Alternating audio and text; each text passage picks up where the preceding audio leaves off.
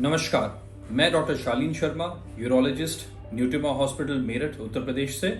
और आज हम प्रोस्टेट ग्लैंड यानी गदूद की ग्रंथि और उससे संबंधित बीमारियों के बारे में बात करेंगे। प्रोस्टेट ग्लैंड एक अखरोट के आकार की ग्लैंड या ग्रंथि होती है जो हमारे यूरिनरी ब्लैडर या मूत्राशय के नीचे पाई जाती है और इसका नॉर्मल काम सेमाइनल फ्लूइड या वीर्य के तरल पदार्थ या लिक्विड्स बनाना है। प्रोस्टेट से संबंधित बीमारियों को 3 भागों में डिवाइड किया जा सकता है। एक जो प्रोस्टेट के संक्रमण या इन्फेक्शन होते हैं जिनको प्रोस्टेटाइटिस बोलते हैं। दूसरा प्रोस्टेट के एज के साथ साथ बढ़ने यानी जिसको बिनाइन प्रोस्टैटिक हाइपरप्लेजिया बोलते हैं। और तीसरा प्रोस्टेट कैंसर। तो सबसे पहले हम प्रोस्टेट इन्फेक्शन यानी इसके संक्रमण या प्रोस्टेटाइटिस की बात करते हैं। प्रोस्टेटाइटिस नॉर्मली यंग मेल्स की बीमारी है या सेक्सुअली एक्टिव मेल्स में पाई जाती है और इसका एज ग्रुप 20, 25, 30, 35 साल तक होता है। ऑल्दो इसके बाद भी ये बीमारी मिल सकती है। ये बीमारी डायबिटिक पेशेंट्स में ज़्यादा कॉमन है और इस बीमारी में पेशाब में जलन होना, पेशाब बार बार आना या फिर पेट के निचले भाग में या गुदा के रास्ते के आसपास दर्द होना, इस तरह के लक्षण पाए जाते हैं। और बहुत रेयर केसेस में प्रोस्टेट में मवाद पड़ सकता है या पेशाब का बंद लग सकता है। इसमें कुछ blood test, TLC, DLC, urine examination, culture व अल्ट्रासाउंड करा के डॉक्टर इनको एंटीबायोटिक्स द्वारा ट्रीट करते हैं। दूसरा होता है जिसमें बिनाइन प्रोस्टैटिक हाइपरप्लेजिया आता है या एज के साथ साथ प्राय 40, 45, 50 साल की आयु के बाद हार्मोनल चेंजेस या डिसबैलेंसेस की वजह से जो प्रोस्टेट साइज में बढ़ता है उसको BPH या बिनाइन प्रोस्टैटिक हाइपरप्लेजिया बोलते हैं। प्रोस्टेट के बढ़ने से ब्लैडर के नीचे रुकावट पैदा होती है और पेशाब का रास्ता तंग हो जाता है, जिसकी वजह से पेशाब की धार कमजोर होना, पेशाब बार बार आना, पेशाब में जलन होना, दर्द होना, पेशाब की बहुत तीव्र इच्छा होना या बाथरूम तक जाते जाते पेशाब निकल जाना या पेशाब का बंद लग जाना आदि सिम्टम्स आते हैं। अगर ये सब सिम्टम्स आपको हैं तो आप अपने यूरोलॉजिस्ट को दिखाइए और उसके बाद वो आपकी एक हिस्ट्री लेंगे, फिर फिजिकल एग्जामिनेशन करेंगे। एग्जामिनेशन में जनरल एग्जामिनेशन, पेट के निचले भाग का एग्जामिनेशन या ब्लैडर पैल्पेट करना और एक बहुत इंपॉर्टेंट जांच यानी पर रेक्टल एग्जामिनेशन करते हैं। पर रेक्टल एग्जामिनेशन में फिंगर द्वारा रेक्टम के रूट से या गुदा के रास्ते से प्रोस्टेट को महसूस किया जाता है और ये काफ़ी इंपॉर्टेंट जांच है। उसके बाद कुछ टेस्ट जैसे यूरिन एग्जामिनेशन, कल्चर और अल्ट्रासाउंड सजेस्ट किए जाते हैं।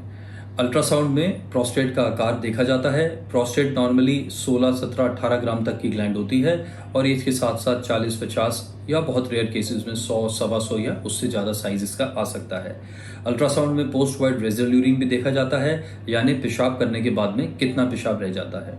यदि ये पेशाब 50-60 ml से ज़्यादा है तो इसका मतलब आपकी बीमारी काफ़ी ज़्यादा है। उसके बाद अल्ट्रासाउंड में किडनीज भी देखी जाती हैं कि कहीं आपकी बीमारी का असर आपके गुर्दों पे तो नहीं पड़ रहा है या उसमें कोई हाइड्रोनेफ्रोसिस तो नहीं आ रही है। इसके बाद यूरोफ्लोमेट्री यानी पेशाब की धार की जांच और आवश्यकता पड़ने पर अन्य टेस्ट किए जाते हैं।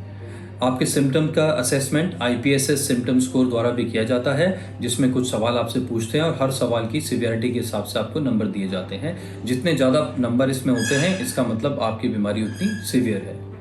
ये सब टेस्ट देख करके और इसमें बहुत ज़रूरी जांच यानी सीरम PSA भी कराया जाता है, जो एक ब्लड टेस्ट है। सीरम PSA नॉर्मली 0 से 4 के बीच में होता है और यदि इससे ज़्यादा है तो प्रोस्टेट इन्फेक्शन या प्रोस्टेट कैंसर में भी ये बढ़ता है। तो प्रोस्टेट कैंसर स्क्रीनिंग के लिए बहुत इंपॉर्टेंट जांच है और 50 वर्ष से आयु के सभी पुरुषों को या प्रोस्टेट बीमारी से या यूरिनरी सिम्टम्स से सफ़र कर रहे सभी लोगों को साल में एक बार सीरम PSA ज़रूर कराना चाहिए। इन सब टेस्ट के आधार पर डॉक्टर आपको इलाज शुरू करेंगे। आपको वॉचफुल वेटिंग यानी कंजर्वेटिव मैनेजमेंट में डाला जा सकता है या फिर आपको कुछ दवाई जिन्हें अल्फा ब्लॉकर्स कहते हैं वो शुरू की जा सकती हैं। अल्फा ब्लॉकर्स लगातार चलती हैं और लंबे टाइम चलती हैं। यदि अल्फा ब्लॉकर्स या दवाइयों से आपको आराम नहीं आता या दवाइयों के चलते चलते आपकी बीमारी और बढ़ती चली जाती है या कुछ ऐसे लक्षण आपको हैं जिसमें ऑपरेशन अति आवश्यक हो जाता है, जैसे मसाने में पथरी है, बार बार आपको पेशाब में खून जा रहा है या बार बार संक्रमण या इन्फेक्शन हो रहे हैं या पेशाब का बंद लग जाता है, तो ऑपरेशन अनिवार्य हो जाता है। प्रोस्टेट के ऑपरेशन प्राय आजकल दूरबीन से होते हैं और इसमें 3-4 प्रकार के ऑपरेशन होते हैं। खुला ऑपरेशन या ओपन प्रोस्टेटेक्टमी पहले की होती थी और आजकल के ज़माने में इसका रोल बहुत ही लिमिटेड रह गया है। दूरबीन के ऑपरेशन में एक नॉर्मल टीओआरपी और इसी का एक मॉडिफिकेशन होता है बाइपोलर टीओआरपी, जिसमें बड़ी प्रोस्टेट या थोड़ी सेफ्टी द्वारा ये किया जा सकता है। इसके अलावा लेजर द्वारा प्रोस्टेट के ऑपरेशन यानी थूलैप या होलैप यानी हॉल्बियम laser enucleation of prostate laser विधि द्वारा प्रोस्टेट निकाला जाता है। ये ऑपरेशन उन मरीजों के लिए बहुत फायदेमंद है जो खून पतला करने की दवा खा रहे हैं या जिनका हार्ट कमजोर है, इजेक्शन फ्रैक्शन कम है, या जो पेशेंट्स का प्रोस्टेट बहुत बड़ा है यानी 100-125 ग्राम या उससे बड़ी प्रोस्टेट रहती है।